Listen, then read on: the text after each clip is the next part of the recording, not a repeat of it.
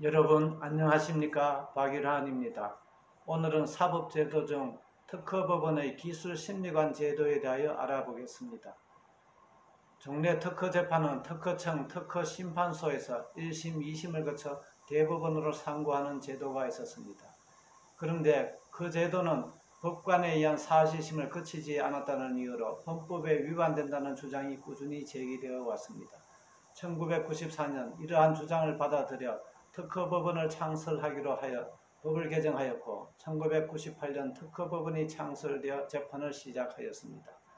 저도 초기 특허법원 제3부 재판장으로 재판을 한 기억이 아직 생생합니다만 벌써 21년의 세월이 흘렀습니다.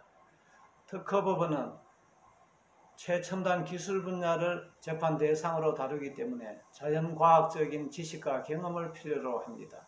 그런데 일반 법관이 그러한 백그라운드를 갖추기는 아주 어렵습니다. 이 점에 대하여 외국의 제도도 살펴보았습니다. 독일의 경우는 특허법원에서 기술판사 제도를 도입하여 기술판사와 법률판사가 협업하여 이 문제를 해결하였습니다. 그러나 미국은 이와 달리 일반 법관에 의한 재판의 원칙을 여전히 고수하고 있었습니다. 그런데 어떻게 하면 그와 같은 일반 법관에 의한 재판을 하면서도 이와 같은 최첨단 과학 분야에 대한 재판을 아무 문제없이 해낼 수 있었을까요? 특허법원 창설 당시 미국 연방 특허항소법원의 레이더 판사님이 로크럭과 함께 특허법원을 방문하였습니다. 우리는 미국에서 이 점을 어떻게 해결하는지 질문을 하였습니다.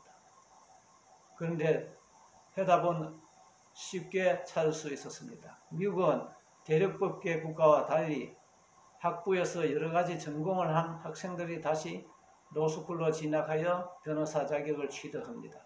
따라서 자연과학자들도 많은 사람이 로스쿨로 진학을 하기 때문에 그러한 사람들 중 우수한 법률가를 선발하여 로크럭으로 임명하여 이 문제를 해결하고 있다고 합니다. 연방항소특허법원의 법관 1인당 3명씩의 로크럭을 둘 수 있는데 레이더 판사님 스스로도 자연과학 분야 또는 전자 분야, 기계 분야 등으로 세분하여 1명씩을 채용하고 있다고 합니다. 판사님 자신은 인문학을 전공하였지만 이와 같은 로크럭의 도움으로 사건 처리는 아무런 문제가 없다고 하였습니다. 여기서 덧붙여 말씀드릴 것은 미국 연방특허항소법원의 직제에는 테크니컬 어시스턴트라는 직제가 있는데 이러한 분들은 자연과학적인 백그라운드를 가진 분이 아니고 단순한 사건 검색의 작업을 하는 사람들이라는 것도 그때 비로소 알게 되었습니다. 이와 같이 두 나라의 제도가 완전히 틀려서 우리는 과연 어떤 제도를 채택할 것인가 많이 연구를 하였습니다. 기술판사 제도는 너무나 낯선 제도이기 때문에 우리나라에서 선뜻 도입하기가 어렵습니다. 이러한 문제를 해결하기 위하여 고안한 것이 기술심리관 제도입니다. 초기에는 특허청에서 9분의 기술심리관이 파견되어 훌륭히 임무를 수행하였습니다. 저도 그분들의 도움으로 많은 사건을 적절하게 잘 처리할 수 있다고 보았습니다. 그 뒤 대법원, 서울고등법원 또는 서울중앙지방법원에서는 이와 같은 자연과학적인 백그라운드를 가진 분들을 기술조사관으로 채용하여 특허 사건의 재판에 많은 도움을 받았습니다. 그분들의 노고에 대하여 지금도 감사의 마음을 표하고자 합니다. 또 최근에는 법이 개정되어 민사침해 사건 또한 항소심은 특허법원에서 통일적으로 관장하게 되었습니다.